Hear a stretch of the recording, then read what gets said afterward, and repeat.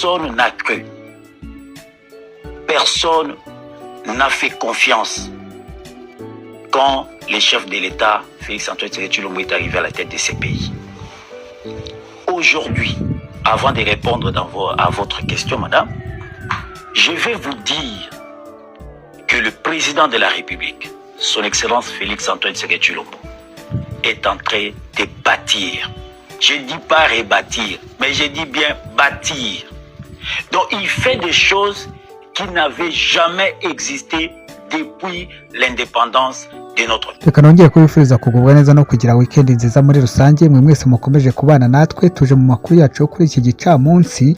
Ahangaha ni muri teritwari ya Masisi, aho ingabo za Repubulika ya Demokarasi ya Kongo zamaze gutangaza yuko zigaruriye agace ka Gasenyi ndetse na Kibatama barimo baregera muri Kibabi, aho bashaka kongera kwataka Rubaya. Ariko ikibazo gihari gikomeye cyane ni uburyo ki naho bari gufata bari kongera bakarekura. Mwabonye ko Minembwe yamaze kongera FARDC gusubira inyuma, inyeshyamba zatwirwana nazo zikaba zirimo zirakina abantu ku mubyimba. Mwabibonye namwe. Ibi bintu rero byatumye abantu benshi barimo baribaza bati abasirikare cyangwa ofisi cyangwa abayobozi bose bashinzwe igisirikare cya FARDC kirwanira mu kirere barasinziriye, n'abagambanyi, byagenze bite? Ahangaha nicyo cyatumye rero bamwe bavuga bati amashami yose y'ingabo za Repubulika ya Demokarasi ya Kongo ashinzwe kurinda no kugenzura ikirere FARDC akwiye gusimburwa vuba bishoboka. Impamvu nta yindi, haribazwa ngo ni kuki drone z'u Rwanda zikomeje kwica abaturage ku butaka bwa Kongo nta gikorwa cyangwa igisubizo kigaragara giturutse ku nzego zibishinzwe. Iyi ngiyi yabaye imwe mu mpamvu zibazwaho uburyo ki drone zikarasa, yamara kurasa iziturika zigaturika, izindi zikaza zikamisha ibisasu zigasubirayo zikagenda. Za TB kabiri gaturuka iri ikaza ikambukiranya umupaka ikaza ikagera Minembwe, karasa aho ishaka kurasa, ikazenguruka ikirere cya Minembwe ikakimaramo amasaha 3, kandi hitwa ngo hari ingabo za FARDC ngo zishinzwe ngo kurwana mu kirere. Izo ngabo zishinzwe gukontorora umutekano w'ikirere zimaze iki? Niho benshi barimo baravuga bati rero chef d'etat major nawe ubwe ntawa kumwizera uyu mugabo. Ntago Minembwe ukuntu yari yafashwe yagakwiye kongera kureberera gusa kugira ngo agire kuri. Iri kuri iyi nkuru kandi ya Minembwe, inyeshyamba zatwirwaneho zamaje gukwirakwiza uburozi hirya no hino, zirimo ziravuga ko mu masaha ashize zakwirakwije ibinyoma ku mbuga nkoranyambaga zirimo za X n'ahandi hatandukanye, bavuga yuko ngo Colonel Michel Opoko Pangara yapfuye, ngo bamwishe, ngo bamutsinze mu Minembwe. Ariko ayo makuru nje kuyavuguruza ni ikinyoma. Ukuri nuko Colonel Michel Opoko Pangara ari muzima, afite ubuzima bwiza kandi akomeje inshingano ze n'umuhate ndetse n'ubwitange. Aya makuru y'ibinyoma rero, aya makuru y'ibinyoma ndetse n'ikindi gikorwa cyo gukwirakwiza amakuru agamije guteza urujijo, guca intege abaturage no kuyobya ibitekerezo bya rubanda, turasaba buri wese kuba maso no kugenzura neza amakuru mbere yo kuyasangiza abandi. Ibi bintu byo kuvuga ngo ngo Colonel Michel Opoko Pangara ngakomeje ngo yapfuye, muzatungurwa ejo nimba kubita video ye umugabo arimo arakora akazi ke, arimo arakomandinga neza cyane. Mvuye kuri iyo nkuru yizi nyeshyamba ndetse n'abashyushya rugamba bazo ba YouTuberi, reka amakuru mfite imbere yanjye aravuga ko Colonel Nanga ameze nk'imbwa, ijwi rya Hima Empire ririmo kumokera igoma. Komisiyo z'amatora ngo zo mu bihugu by'akarere k'ibiyaga bigari zafashwe bugwate. Iya Kongo ngo yari yarafashwe bugwate mu gihe cya Joseph Kabila.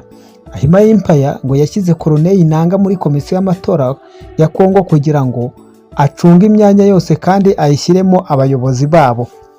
Nkuko ngo Kigali bikora rero mu Rwanda, na Museveni akabikora muri Uganda, William Ruto akabikora muri Kenya, ngo igihe Colonel Nanga yavuye muri Seni yahise ajya gushinga umutwe w'inyeshyamba urwanya ubutegetsi we ubwe yari yaratangaje ko bwatsinze amatora.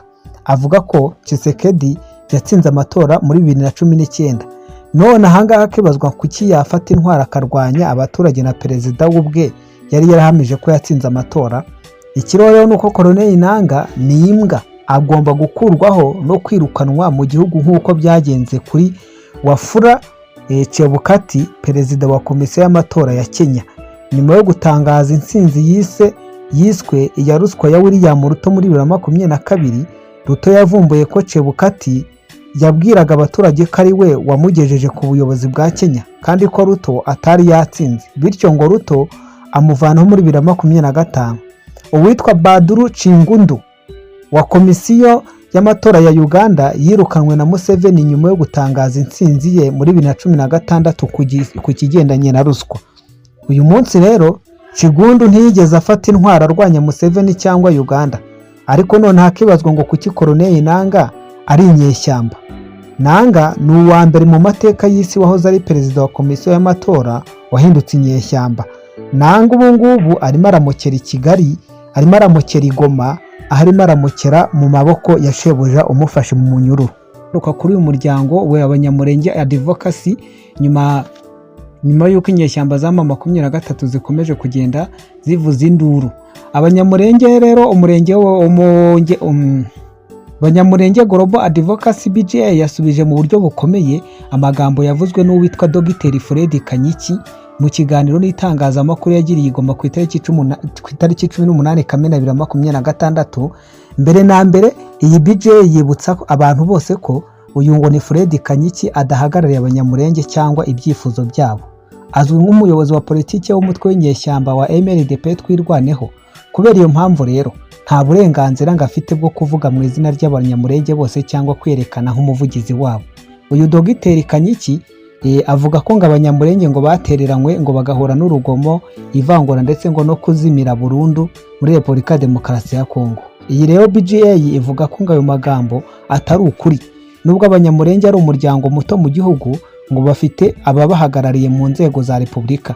Guverinoma ya Perezida Felix Antoine Tshisekedi ngimo nyakubahwa Alexis Gisaro Muvunyi, minisitiri wa leta, kandi inteko nshinga amategeko irimo intumwa ya rubanda Levis Rukema Makangura.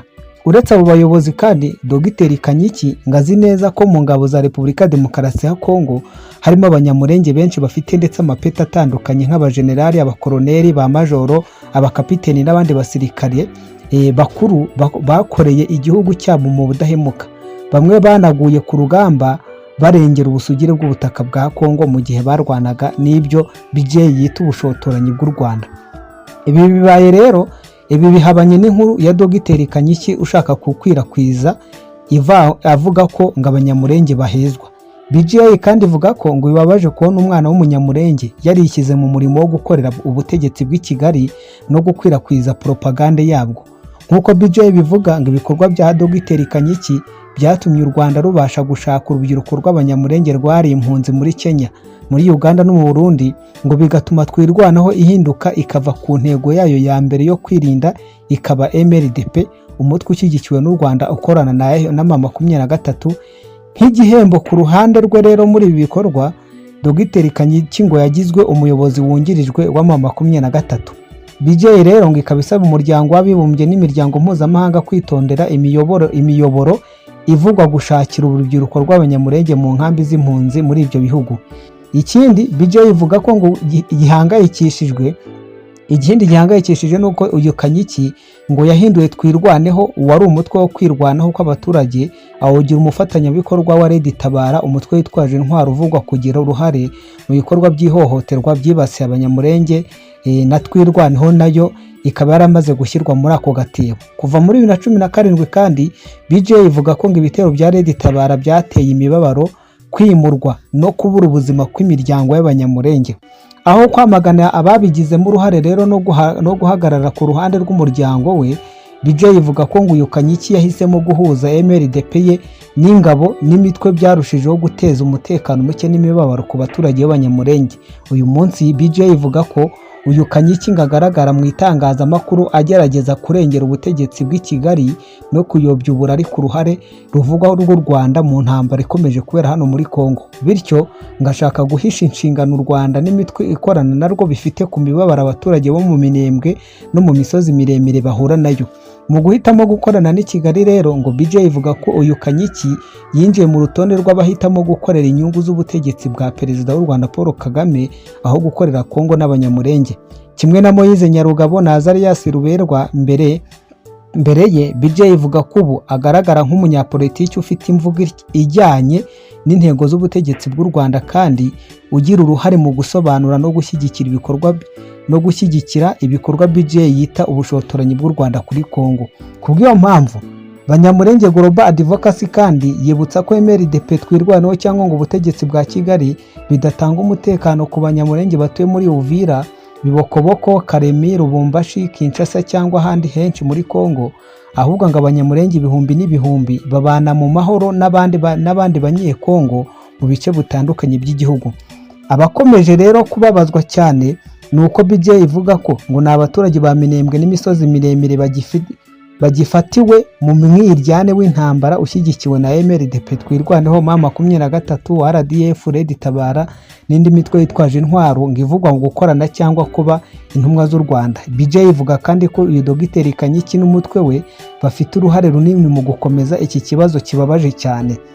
Kubw'iyo mpamvu BJ ivuga ko abanyamulenge kimwe n'abanyekongo bose bamaze gusobanukirwa ko MRDP twirwaneho yahindutse igikoresho gikoresha inyungu za politike ni n'ubutaka by'u Rwanda n'ubutegetsi bw'u Rwanda. Mu izina ryo kurengera umuryango, uyu mutwe ngo wagize uruhare mu gutandukanya, gusebya no gufata abanyamulenge nk'ingwate mu gihe utanga urwitwazo rwa politike n'igisirikare ku bikorwa by'amahanga bibangamira ubusugire bwa Kongo.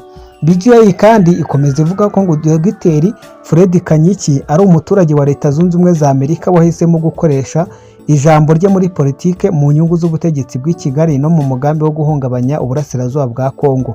Ivuga ko kuba ari umunyamerika ufite umwanya ukomeye mu buyobozi bw'inyeshyamba zikomeje guteza umutekano muke, urugomo n'iyimurwa ry'abaturage mu burasirazuba bwa Kongo binyuranije n'amategeko ya Amerika n'imbaraga zigamije kugarura amahoro, umutekano mu karere no kubahiriza ubusugire bwa Kongo, harimo n'ibyavugiwe mu masezerano y'amahoro ya Washington ayobowe na Perezida Donald Trump.